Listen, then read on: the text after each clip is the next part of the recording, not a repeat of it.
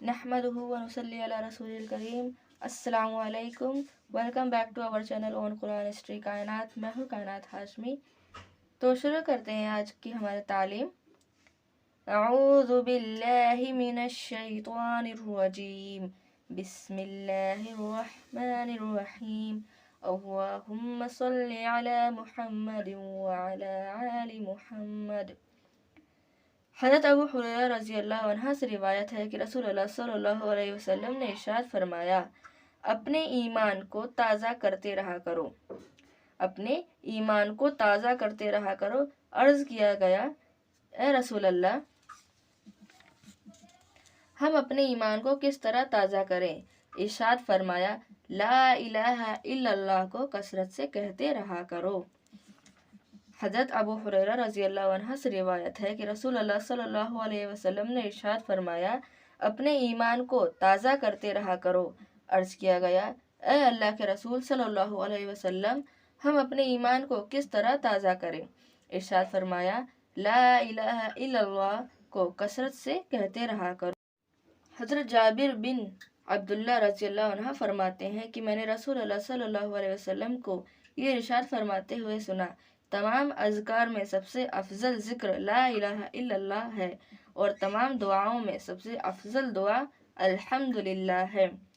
فائدہ: لا الہ الا اللہ سب سے افضل اس لیے ہے کہ سارے دین کا دار و مدار اسی پر ہے۔ اس کے بغیر نہ ایمان صحیح ہوتا ہے اور نہ ہی کوئی مسلمان بنتا ہے۔ الحمدللہ کو افضل دعا اس لیے فرمایا گیا کہ کریم کی تعریف کا مطلب سوال ہی ہوتا ہے، اور دعا اللہ تعالیٰ سے سوال کرنے کا نام ہے۔ حضرت عبداللہ بن عمر رضی اللہ عنہ روایت کرتے ہیں کہ رسول اللہ صلی اللہ علیہ وسلم نے ارشاد فرمایا، اسلام کی بنیاد 5 ستونوں پر قائم کی گئی ہے: لا الہ الا اللہ، محمد الرسول اللہ کی گواہی دینا، یعنی اس حقیقت کی گواہی دینا کہ اللہ تعالیٰ کے سوا کوئی عبادت اور بندگی کے لائق نہیں، اور محمد صلی اللہ علیہ وسلم اللہ کے بندے اور رسول ہیں۔ نماز قائم کرنا، زکوٰۃ ادا کرنا، حج کرنا اور رمضان المبارک کے روزے رکھنا۔ حضرت عبداللہ بن عمر رضی اللہ عنہ روایت کرتے ہیں کہ رسول اللہ صلی اللہ علیہ وسلم نے ارشاد فرمایا، اسلام کی بنیاد 5 ستونوں پر قائم کی گئی ہے: لا الہ الا اللہ، محمد الرسول اللہ کی گواہی دینا، یعنی کہ اس حقیقت کی گواہی دینا کہ اللہ تعالیٰ کے سوا کوئی عبادت اور بندگی کے لائق نہیں، اور محمد صلی اللہ علیہ وسلم اللہ کے بندے اور رسول ہیں۔ نماز قائم کرنا، زکوٰۃ ادا کرنا، حج کرنا اور رمضان المبارک کے روزے رکھنا۔ حضرت جبیر بن نفیر رحمۃ اللہ علیہ روایت کرتے ہیں کہ رسول اللہ صلی اللہ علیہ وسلم نے ارشاد فرمایا، مجھے یہ حکم نہیں دیا گیا کہ میں مال جمع کروں اور تاجر بنوں، بلکہ مجھے یہ حکم دیا گیا ہے کہ آپ اپنے رب کی تسبیح اور تعریف کرتے رہیں، نماز پڑھنے والوں میں شامل رہیں اور اپنے رب کی عبادت میں مشغول رہیں، یہاں تک کہ آپ کو موت آ جائے۔ حضرت جبیر بن نفیر رحمۃ اللہ علیہ روایت کرتے ہیں کہ رسول اللہ صلی اللہ علیہ وسلم نے ارشاد فرمایا، مجھے یہ حکم نہیں دیا گیا کہ میں مال جمع کروں اور تاجر بنوں، بلکہ مجھے یہ حکم دیا گیا ہے کہ آپ اپنے رب کی تسبیح اور تعریف کرتے رہیں، نماز پڑھنے والوں میں شامل رہیں اور اپنے رب کی عبادت میں مشغول رہیں، یہاں تک کہ آپ کو موت آ جائے۔ حضرت شعیب علیہ السلام نے اپنی قوم سے فرمایا، اور میں جس طرح ان باتوں کو تم کو تعلیم کرتا ہوں، خود بھی تو اس پر عمل کرتا ہوں، اور میں یہ نہیں چاہتا کہ جس کام سے میں تمہیں منع کروں میں خود اسے کروں۔ حضرت شعیب علیہ السلام نے اپنی قوم سے فرمایا، اور میں جس طرح ان باتوں کی تم کو تعلیم کرتا ہوں، خود بھی اس پر عمل کرتا ہوں، اور میں یہ نہیں چاہتا کہ جس کام سے میں تمہیں منع کروں میں خود اسے کروں۔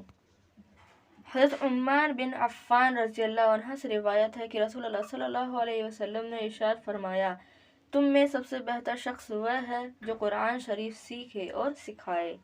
حضرت عثمان بن عفان رضی اللہ عنہ سے روایت ہے کہ رسول اللہ صلی اللہ علیہ وسلم نے ارشاد فرمایا، تم میں سب سے بہتر شخص وہ ہے جو قرآن شریف سیکھے اور سکھائے۔ حضرت ابو سعید رضی اللہ عنہ فرماتے ہیں کہ رسول اللہ صلی اللہ علیہ وسلم نے یہ حدیث قدسی بیان فرمائی۔ اللہ تعالیٰ کا یہ فرمان ہے، جس شخص کو قرآن شریف کی مشغولی کی وجہ سے ذکر کرنے اور دعائیں مانگنے کی فرصت نہیں ملتی، میں اس کو دعائیں مانگنے والوں سے زیادہ عطا کرتا ہوں، اور اللہ تعالیٰ کے کلام کو سارے کلاموں پر ایسی ہی فضیلت ہے جیسے خود اللہ تعالیٰ کو تمام مخلوق پر فضیلت ہے۔ حضرت ابو سعید رضی اللہ عنہ فرماتے ہیں کہ رسول اللہ صلی اللہ علیہ وسلم نے یہ حدیث قدسی بیان فرمائی، اللہ تعالیٰ کا یہ فرمان ہے، جس شخص کو قرآن شریف کی مشغولی کی وجہ سے ذکر کرنے اور دعائیں مانگنے کی فرصت نہیں ملتی، میں اس کو دعائیں مانگنے والوں سے زیادہ عطا کرتا ہوں، اور اللہ تعالیٰ کے کلام کے سارے کلاموں پر ایسی فضیلت ہے جیسے خود اللہ تعالیٰ کو تمام مخلوق پر فضیلت ہے۔ حضرت ابو ذر غفاری رضی اللہ عنہ روایت کرتے ہیں کہ رسول اللہ صلی اللہ علیہ وسلم نے ارشاد فرمایا، تم لوگ اللہ تعالیٰ کا قرب اس چیز سے بڑھ کر کسی اور چیز سے حاصل نہیں کر سکتے جو خود اللہ تعالیٰ سے نکلی ہے، یعنی قرآن کریم۔ حضرت ابو ذر غفاری رضی اللہ عنہ روایت کرتے ہیں کہ رسول اللہ صلی اللہ علیہ وسلم نے ارشاد فرمایا، تم لوگ اللہ تعالیٰ کا قرب اس چیز سے بڑھ کر کسی اور چیز سے حاصل نہیں کر سکتے جو خود اللہ تعالیٰ سے نکلی ہے، یعنی قرآن کریم۔ حضرت سعید بن ابی سعید رحمۃ اللہ علیہ فرماتے ہیں کہ حضرت ابو سعید خدری رضی اللہ عنہ نے رسول اللہ صلی اللہ علیہ وسلم سے اپنی تنگستی اور ضرورت کا اظہار کیا۔ رسول اللہ صلی اللہ علیہ وسلم نے ارشاد فرمایا، ابو سعید صبر کرو، تم میں سے جو مجھ سے محبت کرتا ہے فقر اس پر تیزی سے آتا ہے، یعنی کہ غریبی اور بیماری اس پر تیزی سے آتی ہے، جس تیزی سے سیلاب کا پانی وادی کی اونچائی اور پہاڑوں کی بلندی سے نیچے کی طرف آتا ہے۔ حضرت سعید بن ابی سعید رحمۃ اللہ علیہ فرماتے ہیں کہ حضرت ابو سعید خدری رضی اللہ عنہ نے رسول اللہ صلی اللہ علیہ وسلم سے اپنی تنگستی اور ضرورت کا اظہار کیا۔ رسول اللہ صلی اللہ علیہ وسلم نے ارشاد فرمایا، ابو سعید صبر کرو، تم میں سے جو مجھ سے محبت کرتا ہے فقر اس پر ایسی تیزی سے آتا ہے جس تیزی سے سیلاب کا پانی وادی کی اونچائی اور پہاڑوں کی بلندی سے نیچے کی طرف آتا ہے۔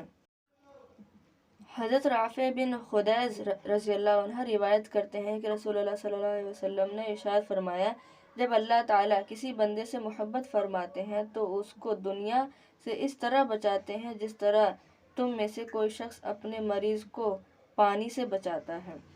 حضرت رافع بن خدیج رضی اللہ عنہ روایت کرتے ہیں کہ رسول اللہ صلی اللہ علیہ وسلم نے ارشاد فرمایا، جب اللہ تعالیٰ کسی بندے سے محبت فرماتے ہیں تو اس کو دنیا سے اس طرح بچاتے ہیں جس طرح تم میں سے کوئی شخص اپنے مریض کو پانی سے بچاتا ہے۔ حضرت عمر بن خطاب رضی اللہ عنہ فرماتے ہیں کہ میں نے رسول اللہ صلی اللہ علیہ وسلم کو یہ ارشاد فرماتے ہوئے سنا، سارے اعمال کا دار و مدار نیت ہی پر ہے، اور آدمی کو وہی ملے گا جس کی اس نے نیت کی ہوگی، لہٰذا جس شخص نے اللہ تعالیٰ اور اس کے رسول کے لیے ہجرت کی، یعنی اللہ تعالیٰ اور اس کے رسول کی خوشنودی کے سوا اس کی ہجرت کی کوئی اور وجہ نہ تھی، تو اس کی ہجرت اللہ تعالیٰ اور اس کے رسول ہی کے لیے ہوگی، یعنی اس کو اس ہجرت کا ثواب ملے گا۔ اور جس شخص نے کسی دنیاوی غرض یا کسی عورت سے نکاح کرنے کے لیے ہجرت کی تو اس کی ہجرت اللہ تعالیٰ اور اس کے رسول کے لیے نہ ہوگی، بلکہ جس دوسری غرض اور نیت سے اس نے ہجرت کی ہے، اللہ تعالیٰ کے نزدیک بھی اس کی ہجرت اسی غرض کے لیے سمجھی جائے گی۔ حضرت عمر بن خطاب رضی اللہ عنہ فرماتے ہیں کہ میں نے رسول اللہ صلی اللہ علیہ وسلم کو یہ ارشاد فرماتے ہوئے سنا، سارے اعمال کا دار و مدار نیت ہی پر ہے، اور آدمی کو وہی ملے گا جس کی اس نے نیت کی ہوگی، لہٰذا جس شخص نے اللہ تعالیٰ اور اس کے رسول کے لیے ہجرت کی، یعنی اللہ تعالیٰ اور اس کے رسول کی خوشنودی کے سوا اس کی ہجرت کی کوئی اور وجہ نہ تھی، تو اس کی ہجرت اللہ تعالیٰ اور اس کے رسول ہی کے لیے ہوگی، یعنی اس کو اس ہجرت کا ثواب ملے گا۔ اور جس شخص نے کسی دنیاوی غرض یا کسی عورت سے نکاح کرنے کے لیے ہجرت کی تو اس کی ہجرت اللہ تعالیٰ اور اس کے رسول کے لیے نہ ہوگی، بلکہ جس دوسری غرض اور نیت سے اس نے ہجرت کی ہے اللہ تعالیٰ کے نزدیک بھی اس کی ہجرت اسی غرض کے لیے سمجھی جائے گی۔ اللہ تعالیٰ کا ارشاد ہے، نوح علیہ السلام نے اپنی قوم سے کہا کہ میں تمہیں اپنے رب سے پیغامات پہنچاتا ہوں اور میں تمہارا سچا خیر خواہ ہوں۔ اللہ تعالیٰ کا ارشاد ہے، نوح علیہ السلام نے اپنی قوم سے کہا کہ میں تمہیں اپنے رب سے پیغام پہنچاتا ہوں اور میں تمہارا سچا خیر خواہ ہوں۔ حضرت لقمان نے اپنے بیٹے کو نصیحت کی، جس کو اللہ تعالیٰ نے ذکر فرمایا، میرے پیارے بیٹے، نماز پڑھا کرو، اچھے کاموں کی نصیحت کیا کرو، برے کاموں سے منع کیا کرو، اور جو مصیبت تم پر آئے اس کو برداشت کیا کرو، بے شک یہ ہمت کے کام ہیں۔ حضرت لقمان نے اپنے بیٹے کو نصیحت کی، جس کو اللہ تعالیٰ نے ذکر فرمایا، میرے پیارے بیٹے، نماز پڑھا کرو، اچھے کاموں کی نصیحت کیا کرو،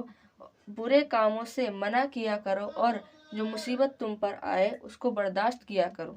بے شک یہ ہمت کے کام ہیں۔ محمد مصطفیٰ آئے، بہار اندر بہار آئی، زمیں کو چومنے جنت سے خوشبو